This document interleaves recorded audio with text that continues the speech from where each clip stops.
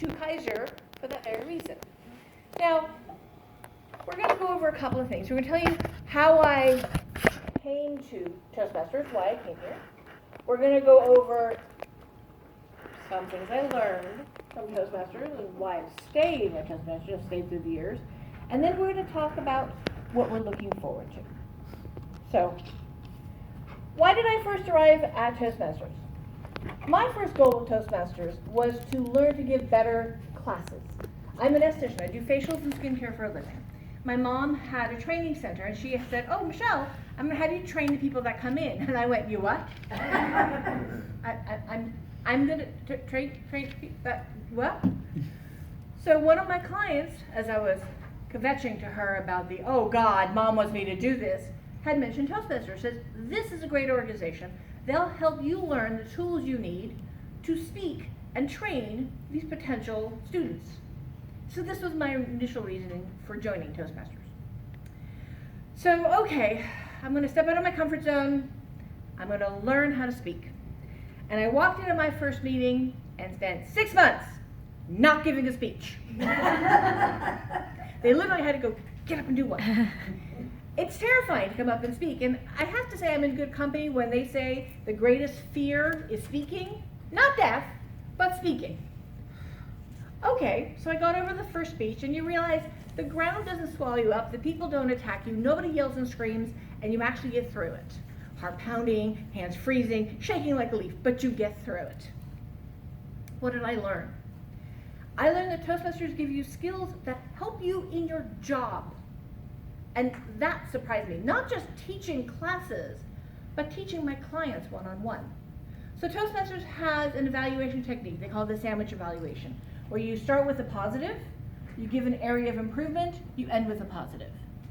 You know how good that is when you're doing a facial on a client? Because some people go, "Oh my God, I'm old and ugly." But no, that's not what we're going to do. We're going to say, "Wow, you've got great firmness in your skin.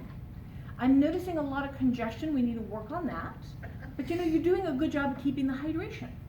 So you don't walk away going, "Oh my God, it's all over."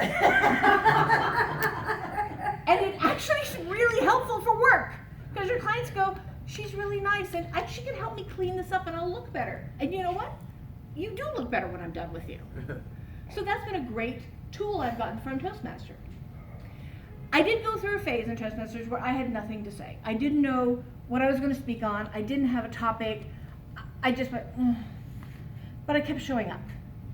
And that's a part that I find interesting, is why I kept showing up. When I didn't speak for a couple of years on anything substantial, didn't go through the manuals, didn't move forward. And the reason I went forward was the members. I actually learned a lot from every single member of Toastmasters through the years. Every single one. I've had presentations about string theory that made me go, "Oh, yeah, that makes sense." Finance, food photography, taking selfies. We had a fantastic presentation here on not contact improv, but improv comedy.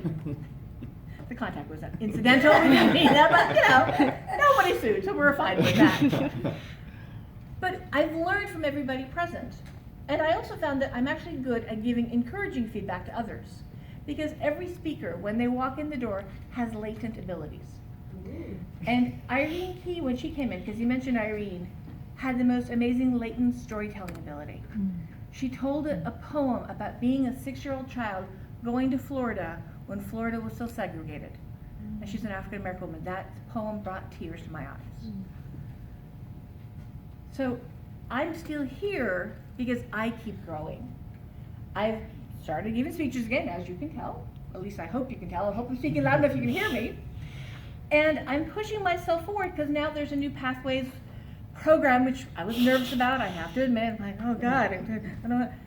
But I'm working forward, and it's forcing me to step out of my comfort zone and to find other latent abilities within myself that I haven't been working on. The other reason I keep staying at Toastmasters is every single person has something to add. I have learned from everybody here. We are a wonderful, diverse group in terms of gender, religion, opinions, values, theories, political beliefs, and I love that about this group. We have always been, from the 20 years ago start, We have always been a diverse group that has welcomed everybody. No matter what your skill set was, if English was a second language, immigrant, American born citizen, wherever you were from. And this amazing group has always been inclusive and welcoming and has always welcomed me, and I've always enjoyed being able to return that and welcome everyone else. So I'm looking forward to completing my first Pathways program, to helping the program grow, and watching each and every one of you grow in your goals. It's a pleasure to be here, and I want to thank everyone for what you brought to my growth and my evolution as an esthetician, as a businesswoman, as a Toastmaster.